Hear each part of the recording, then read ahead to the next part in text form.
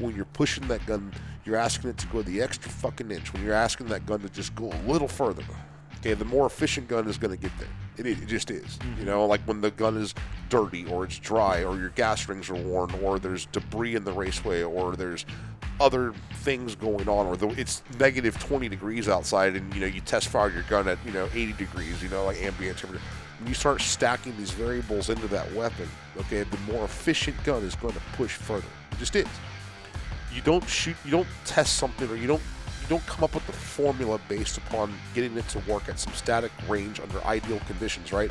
You're thinking of what the gun's going to do when the chips are truly down, when everything's gone to shit and there's a real problem where you're pushing that gun to its outer edge of its performance envelope. Okay, that's what you're paying for. When you buy a better rifle, you're paying for that last 5%. The last 5% of the performance envelope, that's what you're buying.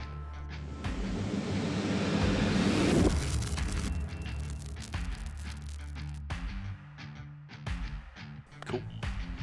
We appreciate y'all taking the time for us today on this nice, chilly November day. December, actually, right? Yes, December 1st. December 1st, man. Yeah.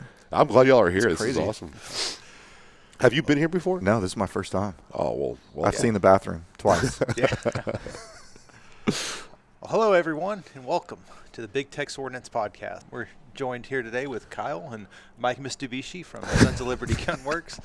Those of you watching here on YouTube may notice we're not in the pod lab today. We're here on location in lovely San Antonio, here at the Sons of Liberty Gun Works headquarters. So, Mike, Kyle, thanks for having us out, and I guess. No, we're stoked to have you here, man. Yeah. It's good. Good weather. Yeah, You picked the coldest day. Picked the Nice coldest morning. day. 44 degrees, and my feet are cold. Yeah, my feet are cold too. I have the breathable Adidas on. Nice. They're just Not a bad choice. yeah. It was not a wise one. Kyle, Just started a fire out here. yeah, we have the fire pit right over there. We should kick that off. Should have get Bernie out here to start a fire.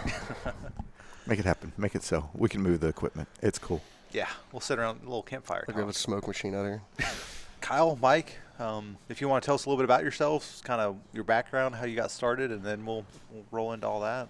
Yeah, I'm Kyle. Kyle Grothuse, and co-founder with Mike over here. And my background is primarily in business, guns. You know, we've always loved guns, and me and Mike were introduced by a mutual friend that he's a good dude. And I haven't talked to him in it's been years actually. We wanted to make guns, you know, build awesome guns, and you know, I never expected it quite this big. I'm glad it did. And that's kind of where we're at. Yeah, it's been a cool ride to kind of watch y'all, because we kind of all came up at the same time, but you know, started at similar times, and yeah, it's definitely been crazy, and it's been really cool to watch y'all just literally explode and just, you know, take over. Yeah, if you were to look at it in hindsight, it's kind of funny how it worked out. There's no way you could have planned this, like us just serendipitously meeting, like through a random friend, us being so different. Like Kyle and I are the yin yang, and anybody that knows us knows that like we are we're very different in our approach to things. The one thing we have in common is our hatred for losing. We're both like super aggressive competitors, you know. So like that's our common ground. And so when we align on that, we're pretty damn hard to beat, you know. My background was kind of a nomad, skydiving, gambling, shooting pool. I think Sons of Liberty is the first real job I've ever had. so yeah, it's kind of funny how it worked out. Like I said, if you look at the trajectory, there's no possible way you could have ever planned something like that. It's just things kind of fell in, and it feels almost, you know, divine. You know how it worked out, and it's been a blast, dude. I mean, y'all really started like basically building guns in the basement of the lumber yard, right? No AC, no heat, no nothing. It was really cold in there today. Yeah, so I was building guns out of my garage, and before Kyle and I met, and then that was kind of what got me into my background. You know, kind of got me started into the industry side of things. Will Larson was a mentor of mine. You know, rest in peace, Will. That guy had his hand in a lot of companies. I don't know if people realize how much influence Will had. You know, BCM, Forward Controls, Centurion. You know, he obviously ran Psionics. I mean, like, Sons of Liberty wouldn't be here without, you know, Will. So I started, you know, with taking some of his instruction. I started building guns in my garage. Got a visit from the from the ATF, and I was like, hey, you better go get a license and, luckily they didn't shoot my dog. And Right. So around the same time Kyle and I met, he had a open spot in a lumberyard, and I knew how to turn a wrench, and together we here we are. Yeah, the first gun I built, actually, AR, I think I built myself, actually got stolen out of my truck. And Bear County actually called me a couple months ago, and they're like, "Oh, we found it. It's down here in the evidence locker." And I'm like, I don't know if I want it back. Like, it was pretty bad. Like the first one I built like 15 years ago. I'm like, Yeah. I think I'd be embarrassed by it now. Yeah, you don't want to show that off. Yeah, just I don't think just keep it. Yeah. Just keep it. Just No, so, wrong serial number. That one's not mine. We'll end up getting it back when we buy their evidence guns back one day. Yeah, so when did y'all start? Was it 2014? So I'm actually a little bit disappointed. We missed our birthday. Our birthday was actually November 27th. Oh, wow. Yeah, so we're gonna have to cut something for that soon. But yeah, November 27th is whenever serial number 1 rolled off the line. Now so 2014 is whenever we officially started, and like we were in business for about 7 months maybe before we actually built the first gun. I consider the birth of Sons of Liberty when serial number 1 rolled off the line, right? But before that, we were still servicing weapons. We were still building guns, upper halves, doing that stuff. So, yeah, I mean, 8 years. 8 years a couple days ago. Yeah. There's a few guns out there on those original lowers that weren't really ours. Yeah. On the Arrow ones. Yeah, I know a few people. There's only 50 of those. I know a few people that have them, and it has our logo, but I hand drew it. It's like shit. And lasered on the side. And I know a couple of people that have them. I'm like, we will buy them back. Like, don't ever sell it. Like, we'll just trade you for a new one. Dude, I had a gun come through here for service that I built in my garage. Oh, no shit. Yeah, and I offered the guy, I said, I will just give you a completely new gun. Like, I will upgrade that thing. I was like, I would like that back. He's like, no. Shit. Give it 20 years, he'll pay off his mortgage for that. I'm like, yeah, this is one of the Mitsubishi specials, dude. Like, this is where they were watching me and tapping my phones. I learned something interesting. So when the ATF asks you a question, they usually already know the answer. And if people don't think that there's a registry, let me just tell you, whenever they sat me down, they were asking me about building guns. They had every 4473 I had ever filled out in my life. Oh, holy shit! Yeah, I remember buying a Barrett when I was 20 years old, in 82, and I was probably 32 at the time that they sat and talked to me, maybe 33, and they had that 4473 from that Barrett. So I'm like, if you're on the list. We're on the list. Yeah, you're on the list. I'm on the list. Probably. Yeah, I'm pretty sure my latest audiobook put me up a couple layers on that list too. Oh shit. Yeah, reading some like urban guerrilla warfare stuff. So that's going to escalate that a little bit. Do you follow Andy NGO at all? No. So he's like a freelance reporter, and like he's devoted his career to kind of like reporting on Antifa. And he publishes a lot of stuff on Twitter, which he's allowed to now. It's kind of lifted the veil. And it's anyways, he publishes all their tactics and stuff. It's very interesting. These people should go look at that. There's some actual organization and training in there that I don't think just manifested in someone's mom's basement. Oh yeah, I mean they're a legitimate terrorist group at this point. Oh yeah, no, for sure. With training and organization, they're getting help and from funding. people that know what they're doing. Yeah, I mean, like in Portland, Yeah, there was some organization there, or to an extent. Oh no, but like bringing leaf blowers to blow the gas back. I mean, all sorts of crazy things they come up with. Umbrellas for the pepper balls, I guess. It's all sorts of crazy stuff. Which brings the conversation back before we get way off into the weeds on this. We can edit that out. No, that's staying in because this segues really good into what we've got hanging up right there, Sons of Liberty. How'd you go? I mean, we're talking about the start of it. How did you determine that was your name? That's what you wanted to be your name. Did you were like, I want to be like, this is the, I'm not going to say extreme right wing side of it because it's not, but how is that the image that you decided for and to go with your brand? Actually, my bro Glenn came up with the name. We were sitting out in San Diego, and I knew I wanted to get into the gun business. We were kind of looking at what that would look like, and he picked the name. We're both huge fans of American history, and unfortunately, like a lot of that a lot of that history is completely lost upon people. People ask me every day, what do those 5 stripes mean? What does that mean? What does that mean? And it's disappointing that stuff is not. People should know that. You would think that like the way that you learn history, like that would be common knowledge. It's not. But obviously, the Sons of Liberty were the descendants of the Loyal Nine, which was a kind of a loose knit organization like in the 1760s that were opposed to the crown, opposed to taxes and tyranny and occupation, all that kind of stuff, and they were very vocal. Some would call them terrorists, but they were certainly pushing back against that. And then the Sons of Liberty, obviously, Paul Revere, Sam Adams, Ben Franklin, it fit. And at the time that we picked the name, this was right after the kind of like we kind of were forming the idea after the Sandy Hook shooting, right? And kind of going into that, there was a huge push to ban guns. I think that you saw a much more dramatic political shift at that time. Things went from being, I think, civil to being more adversarial in that time, and so it was definitely a turning point. Definitely, yeah. Something fundamentally changed in the country around that time, so we decided to roll with that as kind of we wanted it to be a brand that stood for something, not just high-end performance rifles, not just endurance rifles, but also a message about fundamentally who we are as Americans and what we believe, and what the final option might be. I think the whole history aspect of it is pretty cool. Like, you incorporate that pretty well all throughout, like, your brand. I mean, you have the Rebellious Stripes, the Loyal Nine. Yeah. We're in the Green Dragon Tavern South. Like right here that's the name of their bar right here. You have a lot of really cool ways of tying that in, and even on the return labels from the packages that we get. Yeah.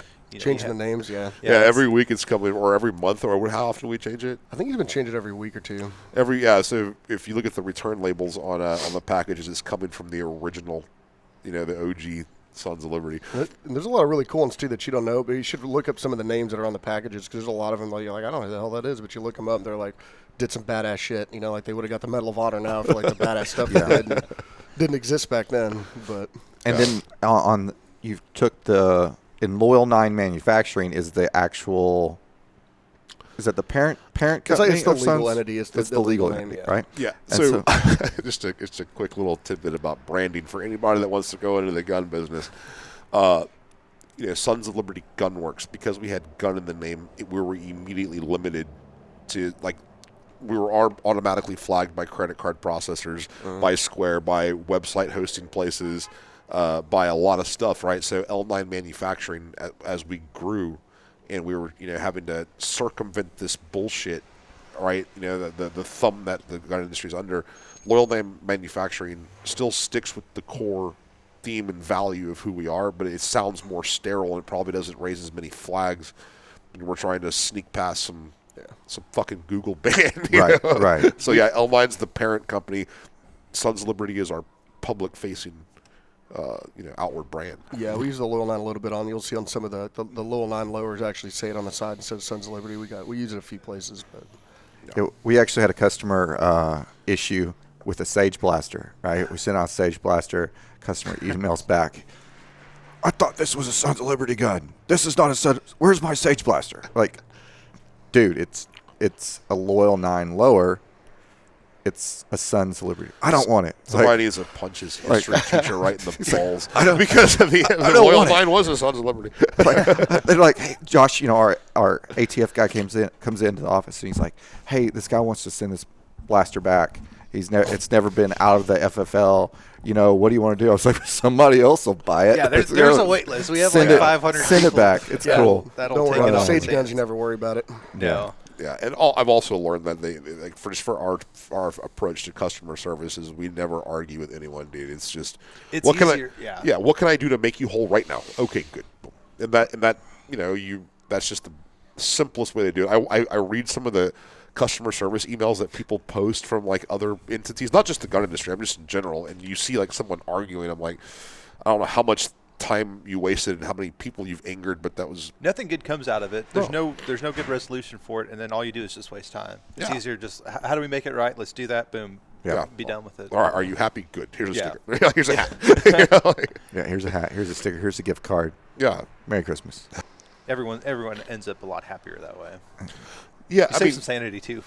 Yeah, for sure. I mean, don't get me wrong. There are you do come across some people, and the bigger you grow, the more it happens. Right when you cast a bigger net, you're going to catch some weirder fucking fish.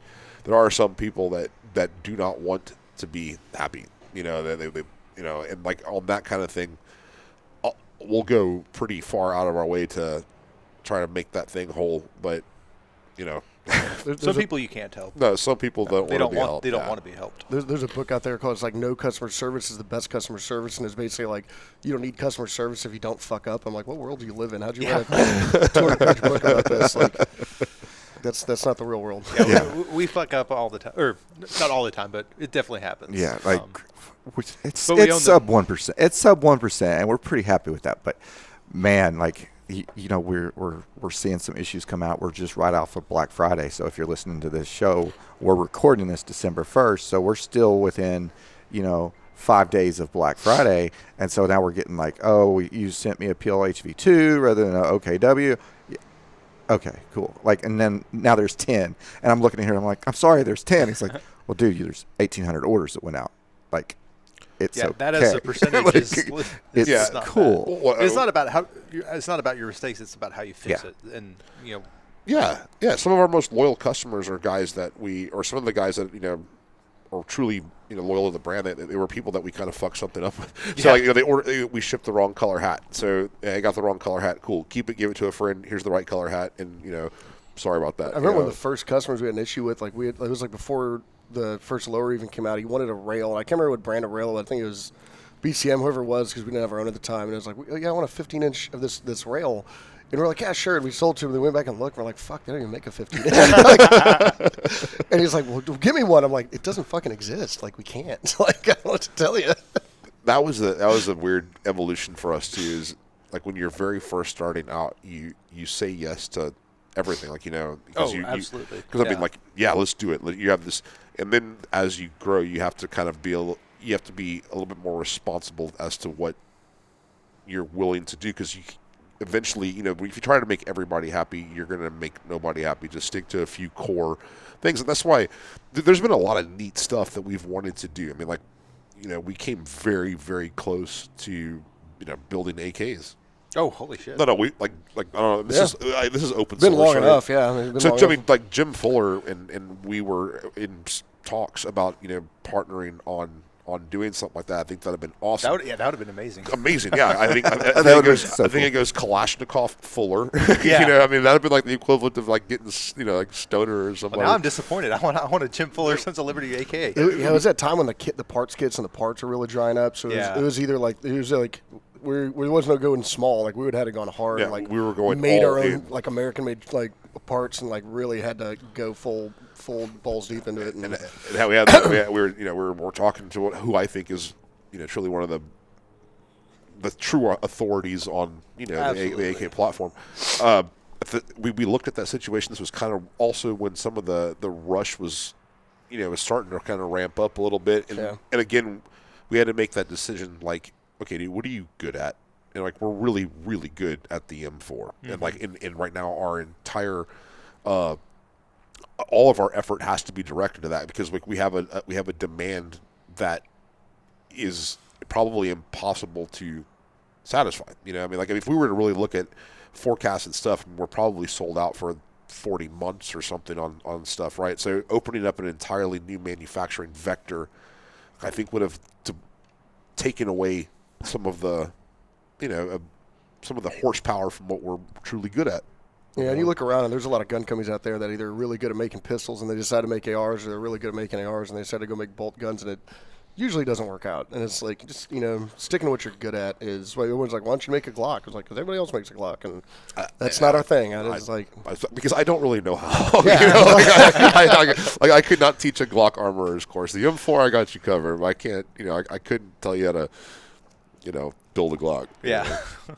So. And you travel all over to do the armorer's courses, right? So somebody who's not familiar with your brand, I know we host you quarterly. We have you up every 3 to 4 months to teach at BTO training facility.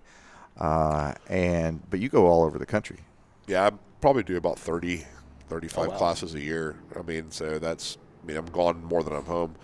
And Yeah, that's some moving. Yeah, and I mean, I've trained well over 1,000 armorers at this point, and it's an actual certification that's usually accredited by the state in which I'm teaching. Like it's a TCOL cert, in Texas or SLED or Post or wherever I'm teaching to. And I bring that up only because the classes, it would stand up to scrutiny under, if you had to testify as to why, you did this. So, I mean, I think it's probably, I'm a little biased. I think it's probably one of the best M4 armorers courses out there because it's not so much like a how-to. I mean, I can teach a monkey how to install a barrel nut, but do you know why, you use this anti-seize? Do you know why you season those threads? Do you know why we stake in this many places? Do you know why we use this material? Why this gas port? Carrier speed management, blah, blah, blah, blah. And it's, most people go into that class thinking they have a, pretty solid grasp on the rifle, and they leave the class realizing there was a lot more to it than what they thought. And I mean, we teach military, CADM guys and small arms repair and, LE and real civilian enthusiasts. We teach industry guys, and it's a lot more, there's a lot more to it, than I think people get. And one thing I like about it is it's not a Sons of Liberty armorers course. It's an M4 armorers course. So it's not just a sales pitch for why Sons of Liberty is the best and why you should only buy their product. No. It's a legit showing what the platform is, what it can do, why certain things are important, and it's very, very informative. I've taken it, a handful of times, and every time I pick up on something different. Yeah, I mean, I talk about my competitors in that class. I mean, I use BCM and Knights and LMT and Psionics and Centurion and Neveskia. I use brands that I respect as performance brands. I use them kind of to discuss some of these concepts, or I use the actual TM or the actual TDP because I don't want it to feel like a product push. I want it to be a true standards push. Like, the reason why we do this isn't because Mike Mahalski pulled it out of his ass. Like, we do this because we have 60 years of collective data on this, and and people kind of, here's the frustrating thing, the term mil-spec is one of the most bastardized terms in the industry, and people really don't know what it means. Like, even recently when I post certain technical information, you'll have people comment on this, and I realize just how uninformed that is. Like, people have to remember, like, there's no sample size of rifles that have...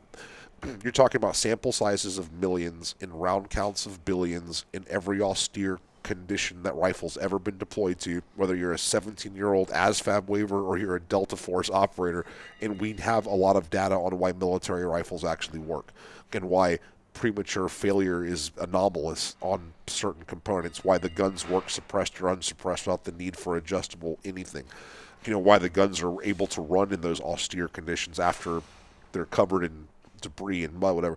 So, I'm not saying that we can't exceed the mil standard. We do. That's the whole point. My job is to increase the lethality of the platform, and we want to incrementally keep pushing that bar up. But you have to at least know where the floor is. You have to know where to start. And I would argue, and this will piss people off, I would argue that 95% of guns on the commercial market would not meet the basic mil standard. It just wouldn't. Not materials, techniques, be able to pass certain objective firing schedules. It would not be able to do it. 95% of the ARs out there would not meet that standard. And you get a lot of guys that are in the military, like, oh, my Beretta or my rifle is like, oh, it's all messed up and it rattles, and man, this thing's a giant piece of shit. I'm like, it's 30 years old and it still works. Mm-hmm. It's probably had like 70,000 rounds. Yeah, more than that. I mean, probably. I've been in military armories where you can see, M16 like. Engraved over, and it says M16A1. That's been engraved over. Then M16. I mean, like, that receiver's been in service, since the 70s. I mean, so there's just a lot of this technical, nuanced data is lost on the majority of the gun buying population, and most people can't tell you the why behind any of it, and that's kind of where we're trying to push into there. If nothing else, my contribution to the industry will hopefully be to raise the bar on what the standard is. And I think we've already done that. I mean, even over the years, people just know a lot more. I mean, than we did 10 years ago. Nobody knew, Oh, yeah. Nobody taught gas ports 10 years ago. No, I've seen a lot of people adopt our stuff. I mean, I can see the impact that we've had. Whether we get credit for it or not, it's a different story. But I mean, I can clearly see people adopting some of our warranty package where, hey, you shoot a barrel out, you give you a free one. Hey, you shoot someone in a defensive shooting, we'll give you a free gun while it's in evidence. Nobody did that before us. Nobody. We did this from day one, from 8 years ago. No one did that before us. Now it's starting to catch on, which is great. Guess who benefits, man? The end user, the Americans. It raises the whole industry up. Yeah, and I'm proud to have, I think, helped drag some of our peers with us, dude. That's true. We really did that. And the bottom line when it comes down to mil spec, the fucking thing must work. And that's true. This is the opening slide of my armorer's class is the fucking thing must work. And then the caveats into any modification done to the weapon at the expense of reliability should be avoided or ... explained. There are times where you may have to make a certain modification to the weapon in order to fit some extremely niche task. But I want people to be able to articulate why they've stepped off the path. Like, not just because it looks cool or not because of, someone handed you a really cool brochure. I want you to be able to explain exactly why you've stepped off the path. And there are times whenever you articulate that answer and it makes sense. When we've had some interesting folks come through here from different, entities and units, stuff like that, and you'll see some of the stuff on their rifles and you ask why. And they'll tell you, well, because whenever you jump out of a fucking airplane, it stows to your body better in this configuration. I'm like, okay, that makes sense. Like, that's a good answer. Or you talk to EP guys that have to put a rifle in a very small package. Okay, that makes sense. That's a good answer. But for a lot of stuff, you see gizmos and gadgets that don't belong on the gun. And they're like, why'd you do that? Like, it's fucking cool, dude. I mean, that's fine. That's a good reason, too. Just be honest. Be aware of that. Yeah. What's been the biggest challenge that y'all have had, scaling at the scale that y'all have over the past 8 years? Because I know it probably, for us, it kind of started off slow, and then we started to gain traction, and then all of a sudden it just straight up trajectory. And from the outside looking in, that's kind of looks like. I would think one of the biggest one we've had is we've done a pretty good job with it, but once the more and more people you have like that, it's training them because and it was just me, him, and Dylan. Like, we would just go sit down and be like, all right, we got to do blah, blah, blah. But now we have employees in like 6 states. We've got, almost 40 guys working here and making sure they stay up on the training. And it's not like, well, this is how I always did it when I was an armor in the air. Like, no, you got to do it our way. Keeping up with the training, make sure everybody's on the same page is always tough the bigger you get. So, yeah, we've never hired based on experience or resumes. We hire based on personality and chemistry. Like 100%. It's my job. I do this professionally. Is teach people how to build guns, so I can teach you how to build. You got that covered. I got that covered. I can teach you how to build a gun from the ground up, but I can't teach you how to be cool. And I can't teach you how to have thick skin. I can't teach you how to give a shit. I can't teach you how to believe in something bigger than you, because that's what we do. That's one of the things that I think resonates with people that are familiar with us is that it's not just a rifle company. I believe it's a cause, arming people with fighting guns. And all of our guys, nobody's here to punch a clock. People believe in the cause. Look at our activism. Look how much time we spend actually on the other side of that is the message. The hardest thing for us, I think, in scaling, though, too, is any issue that you see, whether it's inventory management, whether it's logistics, whatever, those just keep getting magnified, and nobody can plan. No company plans for doubling, tripling, or quadrupling, year over year. You can't plan geometric growth because it's so unheard of. Mm-hmm. And trying to manage that, I believe that we currently build the best rifles we've ever built as a company today. The quality of the rifle, incorporating an FCD castle nuts as opposed to the USGI we used to use. I think the rails we're using now are the strongest rails we've ever used. So I think the rifles we build today are the finest iteration of anything we've ever built. That's typically not true of companies when they scale. Mm-hmm. Typically, the guns they build at the top of their growth are not as good as the guns they built when they were first coming up. This is true. There's a golden age of almost every rifle company where things were performance driven, and then they start to become margin driven and efficiency driven, right? We didn't do that. We've actually gone the opposite way, and I'm proud of that. I'm very, but that's a fucking challenge. Oh, when you go from building 100, guns, every couple months to, that sometimes, you're cranking, about 100 rifles a day, or more, depending on, what we're working on. So, managing that and keeping that QC, that's a lot of work, Oh yeah. And that, when there's a lot of things that people don't realize, that where we're at growth technology-wise and when we're scaling at an exponential rate, we've seen this in our business that drives over to you. During the height of the pandemic, y'all would send us 25 Sage Blasters, and we'd put them up on our website, and our website crash. And everybody's like, fix your website sucks. I'm like, there is not a system designed right now currently to handle 1,000 people doing the same thing on your website. It happens to Geisley every year. It's like our website, there's not a product on Amazon that 1,000 people are checking out right now.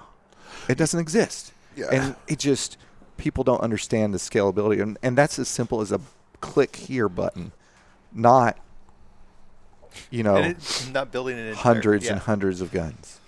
No. I mean, again, the issues you see, not, we talk a lot about the rifle building because, at the end of the day, it's like the Marine Corps. Every Marine's a rifleman first, right? Well, I mean, every Sons of Liberty employee is an armorer first. Before they go off to customer service or Cerakote or shipping or whatever. I mean, for the most part, they're armorer trained before they ever go do anything else. That's our core thing. So we focus a lot on the rifle building, but that's 10% of what the actual the job, the levels of emails, questions, phone calls. People I do see sometimes complaints for hey, I didn't, someone didn't get back to me in time. I'm like, they got back to 300 people today, and I'm sorry that yours might have not gotten responded to, but they trying to manage all that. Our guys are, when we first started out, our guys were very good at turning wrenches. Guys that are really good armorers aren't always the best at being very good at emailing. So having to build around that and keep building and scaling and beefing that machine up, that's tough. Yeah, the support, the back end side of it is always the part a lot of companies struggle with. A lot of things. Even look at the military. There's a reason why the U.S. military is so good. I mean, it's because all the logistics, and we can come to you and fight you. It's but you look at the military from Kenya or some shit. I mean, yeah, we've got a bunch of guys with guns, but I mean, they don't have any cooks or truck drivers. Well, the Russian military was out of gas. Yeah, exactly. In a bordering country, right? So there's no support personnel. Well, it's the same thing for us. I mean, you have purchasing, shipping, customer service, marketing, blah blah blah blah blah blah blah, and and all of that goes into one rifle. All of that is why one rifle can go out the door. It's like the tip of the iceberg, No. I mean, you see the rifle, but there's all this support that's underneath it. Yeah, I think most of the people we've hired recently have all been purchasing, accounting, customer service, that sort of stuff, and it's very important. I mean, that's mostly what we got the rifle building down. I mean, a lot of the meetings we have is on all the other crap that goes into making sure they go out the door. All the boring stuff. Yeah. Yeah. So you talked about it earlier, the warranty that y'all have on if you shoot out a Sons of Liberty barrel, replace for free. Can you touch on that a little bit? Yeah. So when we very first started the company, this is 8 years ago, and we're looking at stuff, we really wanted to have legitimate data-driven, empirical information, right? To be able to tell people, this is empirically what you are getting. It's not controversial. This is it. Here it is. Very open. And I was surprised because there were certain doctrinal things that surprised me. Predicting barrel life is spooky. It is, I would say, it's impossible. From what we saw, a 16-inch barrel made of a certain material would last slightly longer in terms of group size than a 10.5-inch barrel of the same material, same process. A longer barrel seemed to maintain groups longer than a shorter barrel. A suppressed barrel, okay, it seemed to have a little bit shorter life than an unsuppressed barrel. Looking at different firing schedules, looking at all this kind of stuff, trying to define what barrel life even is. Is it group size? Is it standard deviation in muzzle velocity? Is it drop muzzle velocity? Is it throat erosion? Is it port erosion?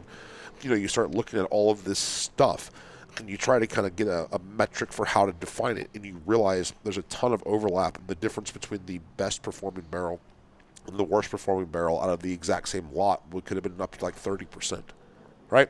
Like the 30% difference in what your expectation was. So instead of trying to chase that fucking demon around, we made it very clear that if you ever shot out a Sons of Liberty barrel, we would just replace it for free. Because the one thing I do know is that it's very fucking hard to do. Okay? and people look at me and they've asked me, even my peers in the industry have asked me, why do you do that? Well, because I'm a real nice guy. And because I have a fucking calculator. If you're the kind of guy that can shoot out one of our barrels, it is in my interest to keep you fucking shooting no matter what. Because whether you know it or not, you're a brand ambassador for us. Whether you know it or not, you're selling hundreds of rifles for us because you're the guy that's taking carbine classes every weekend. You're the guy that's like the red shirt on your department. You're the guy that is competing his ass off. And you're the guy that people go. That guy's a shooter. That guy, well, that's the guy that people go ask gun advice from. Mm-hmm. So I'm going to keep you shooting no matter what. You get a fucking free barrel and a hat. So the whole barrel thing came down to the fact that, like, and it's hilarious just to read the arguments on the internet about which process is better and what material, or, I will tell you materials matter. Like a 4150 CMV or the Bill-B-1159, Echo, like that ordnance grade steel, that is actually the difference maker between barrels like Versa 416 stainless. Yeah. Okay, so that ordnance grade steel that is chemically or chemistry is designed, metallurgically designed for thermal erosion resistance. That makes a difference. Okay, when you start getting into the processes of either hammer forge or chrome lining or QPQ or button rifle, blah blah blah blah blah, whatever, I promise you that it gets pretty spooky on how to determine what that thing is going to do, no matter what it is. Like I said, how long is the barrel? Is it suppressed? What is the cadence of fire? And the truth is that you start to realize that the data overlaps. So instead of chasing some of that shit, like, hey, shoot a fucking barrel out, you get a free one, no questions asked. Yeah, what ammo are you shooting? Shooting high pressure ammo, that bimetal jacket. Here's stuff, what I want some people to realize, though, too, because, like, again, I'm just having conversations, and I really do value our end user feedback.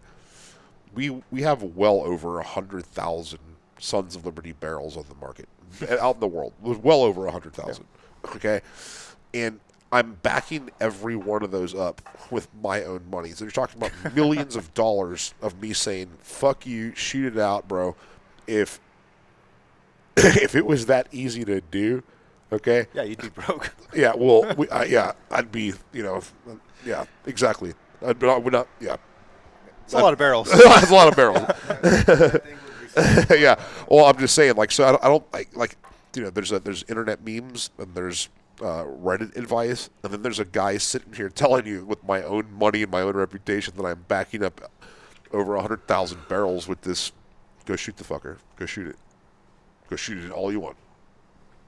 How do you go about selecting your parts and what you're like? Okay, like we're really familiar with like the M89 and M76 rails, right? Sure. And that type of stuff, and the drive mechanisms that go into holding that on. Like, how did you say this is what I want and this is who I want to get it from? Yeah, so this is another one of those things that's really misunderstood in the general gun buying. Like people that know how things work, they understand this, and then there's the rest of the people that don't. So just because you know where something is made, that's probably about 10%, okay, of like the equation, because you don't know. I don't want to say there's menu options, right? But let's say you're selecting a bolt, okay? Picking the material is one box, okay? And then there's just so much other stuff that you're requiring them to do, okay, that it may or may not be specified from whoever else may use the same OEM, But there's a process to that.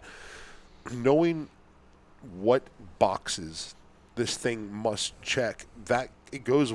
That's some of the stuff we cover in armorers courses is into the why. But it's like that for anything. I mean, you're not just slapping a label on something. Okay, you're having somebody make something to either a proprietary standard. Okay, like the M89s, or the way we oversize a lug on an upper receiver, the way we undersize a threaded bore on an upper receiver, so that press fit barrel, so it's an upper receiver, but those dimensions and those tolerances, those prints that you dictate, the anode thickness, the type of all that kind of stuff, right? That's knowing where it's made doesn't tell you very much about anything. How it's made. It's just that happens to be true. Same thing with almost every other component. I mean, the level of thought we put into a detent, which is like the most uninteresting thing in the gun, right? True military detents are cadmium, right? Commercial detents are mostly zinc coated. Okay, cadmium is really toxic. You don't see a lot of it in the commercial market, right? That's a spec that's called out, like in the TDP, right? Zinc. Now, if you shoot 300 rounds a year, which is what the average firing schedule is for like most civilian shooters, none of this stuff will ever manifest. Okay, if you are taking carbine courses where you're going from fire to safe, 1,000 times in a weekend, right, and you're wearing that thing down, materials, coatings, that kind of stuff really does start to matter. So like we use stainless steel that's QPK coated on a detent to exceed the life of even the cadmium ones, right? Which is a far cry from the zinc ones. Now, if you go into that level of thought for a fucking detent, for your selector lever, like what kind of thought do you think you put into like the extractor, or your ejector type, or the fastener, or that's the stuff that's, to me, is always funny. Like, parts of part. No, it's not. And do you know why we've done this? Do you know why? And the average person probably couldn't answer that question, unless they were that type of person to really want to dig that deep into the weeds. But that's why. That's why we use a detent made of that material, coated in that material, coated with that stuff. Because if you are asking your gun to do more than the average shooter, and you need it to survive that constant metal on metal wear, okay, and you want that crisp and very positive engagement on there, like that's how you maintain that over a long period of time. That's a fucking detent. Small part springs that we use in like a mag catch or a takedown pin spring. Again, 17.7 wire, because it can be properly heat treated, and because that is what's going to give you the longest service life on that tiny component. Your rifle's only as good as its shittiest part. Does that make sense? Like, rifles don't fail because your $400 rail fell off. That's not why they fail. Rifles fail because some 30-cent spring was overlooked, or because some detent wasn't done right, or because some fastener broke. That's why guns really actually work and fail. Not because of your stock or your Cerakote job or like your fucking super high-speed badass ninja trigger. I mean, actually, fire control groups have a lot to do with why guns work and fail, but not for the reasons that people think. Like whenever you select a fire control group, whenever you're looking at that, you want a crisp, clean, predictable break. You want a very positive reset, and you want a fucking sledgehammer coming down to ensure primer detonation, right? There's a lot of triggers on the market that are so focused on being fast that they forget the other half of the equation, and that is ensuring primer detonation. On a race gun, a gamer gun, if you have a failure to detonate a primer, you've lost a couple seconds, having to, cycle a weapon. If that happens when, Cletus is coming through your window at 2 a.m., the stakes are a little bit higher. So whenever we say the fucking thing must work, you're looking at things like guaranteeing primer ignition, even on hard primers. Like, that's the level of thought that goes into stuff that is lost upon a lot of the general gun buying public, And how do you teach them that? Well, I think number one, they first have to be interested and want to learn. Mm-hmm. And then two, like it's hard to demonstrate that because you may fire a weapon, you may run that thing through a 10,000 round firing schedule, and the problems we're talking about may not even manifest within there. unfortunately, problems typically manifest at the worst opportune time. So, like, I mean, you're trying to demonstrate why you do it this way, and then you always get, well, I've done this and I've never had a problem. I'm like, well, that's not, I'll wait till you do. sample size of one, anecdotal, and, and we're going to do our best to make sure you never have that problem. Another thing that y'all are really big on is like the QC of the components as they come in. So like, I mean, there's a picture from years ago of like a couple bins of gas tubes. You've got good, you've got bad. Like you're over there checking each one. So we do that picture I posted. That's actually from BCM. Oh no shit. Yeah, and I am a BCM fanboy. I would say that BCM was actually one of my inspirations. I think that they are a really true good fighting gun company. No frill, no bullshit, just a straight up gun company, right? But we do the same thing.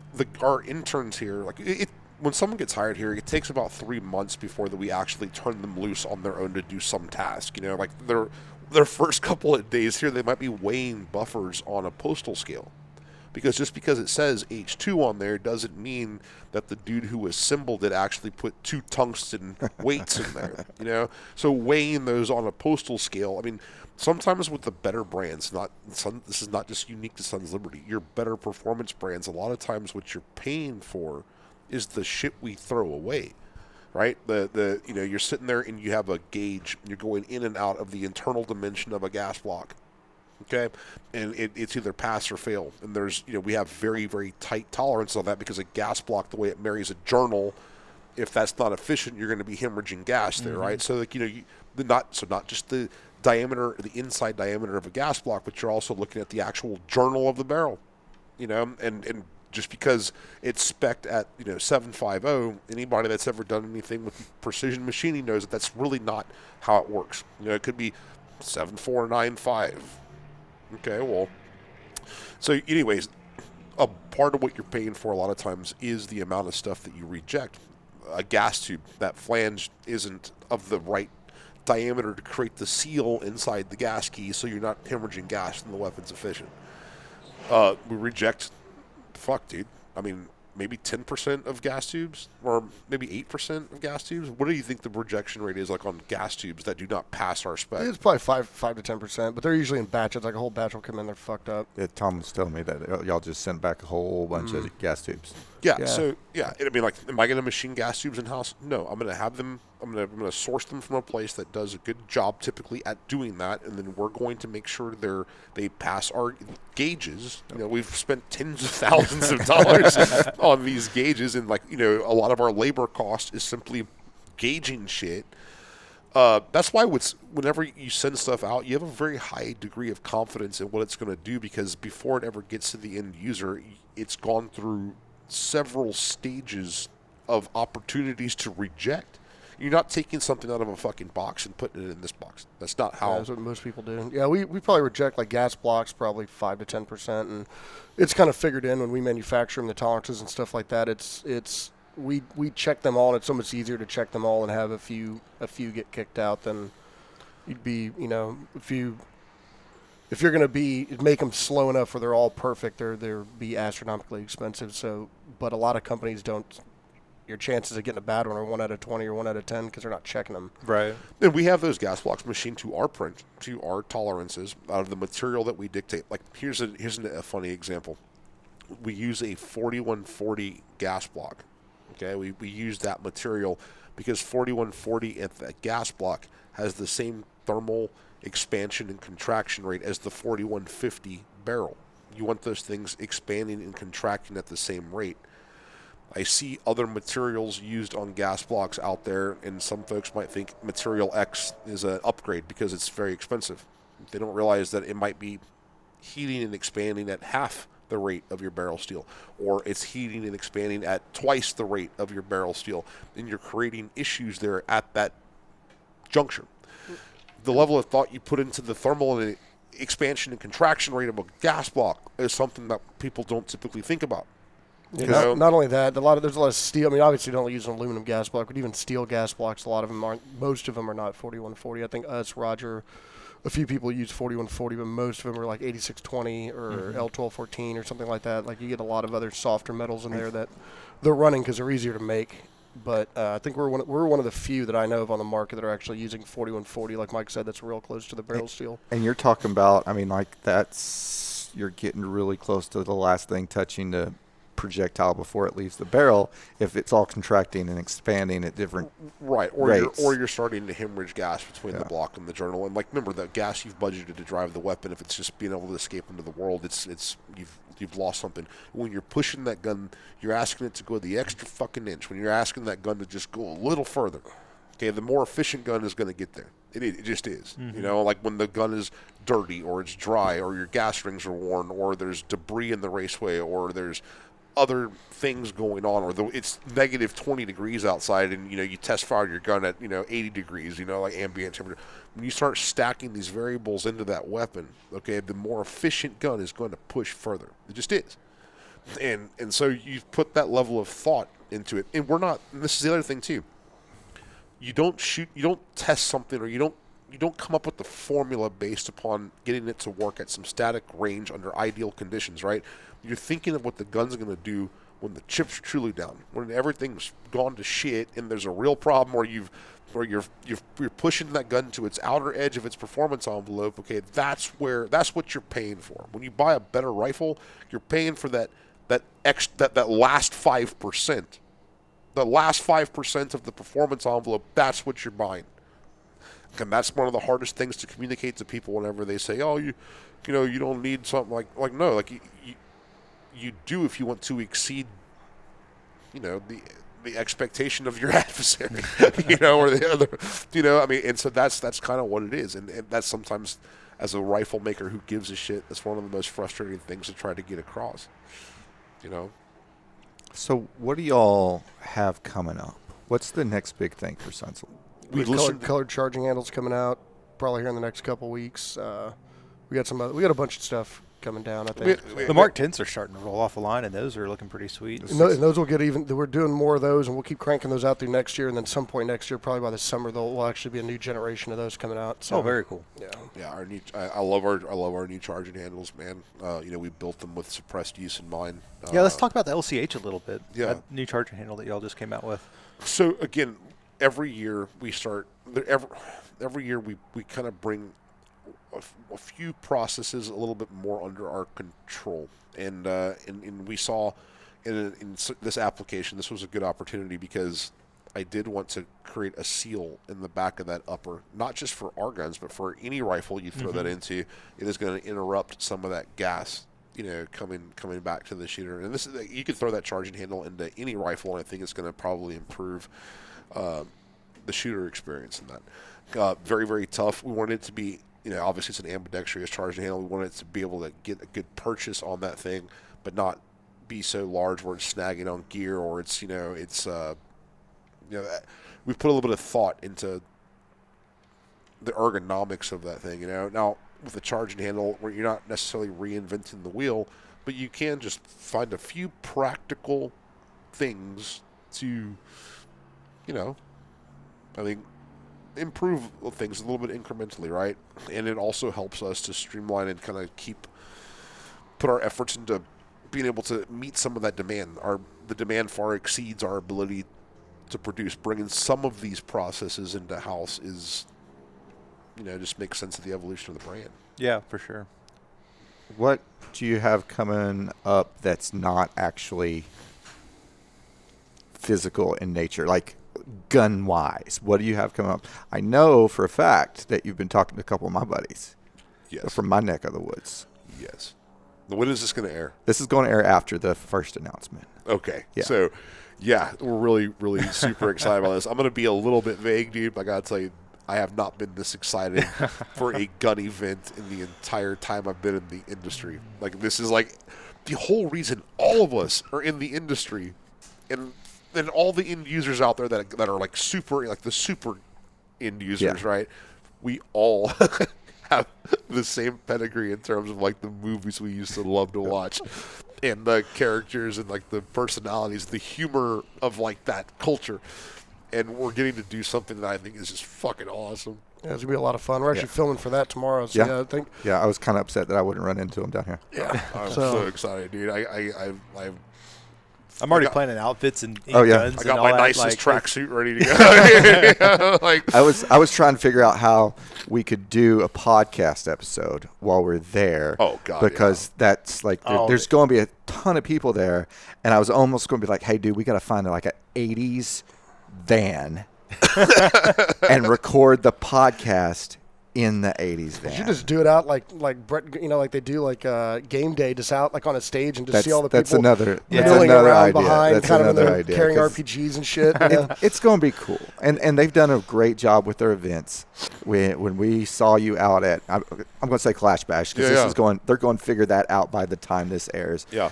When I saw you out at Clash Bash on social, I was like, uh-oh, what's going to happen Something's here? cooking. Because this is going to be good. And I'm really excited for it because, one, it's in our backyard. It's at the ranch. We're going to have a lot of fun with it. that facility is amazing just to see how much Shockey has Yeah. done out there. yeah. Because you've been out there when it was just one range with I went out there with Scott. Yeah, it was just that one little shack and it was a Yeah. house. And like, Yeah. I mean, I don't even know if I'd call it a range. And then There's a dirt pile. Yeah, it was a dirt pile. But now I see it really is. I think becoming one of the coolest places in the country to go shoot, to have an event. That's where we have our carbine series, which our carbine series sold out again. We have our multi-gun match out there. Yeah, A few days after the what's going on. Yeah. And so I look at that place, and it's just amazing what it's become and what it is. I mean, that's probably right. If you haven't been there, you got to like the long range, and just imagine, steel like as far as you can see, and then of course all of these bays that you have true ability to get mobile and to do some fun stuff, and it's just over and over and over, and it's just really cool.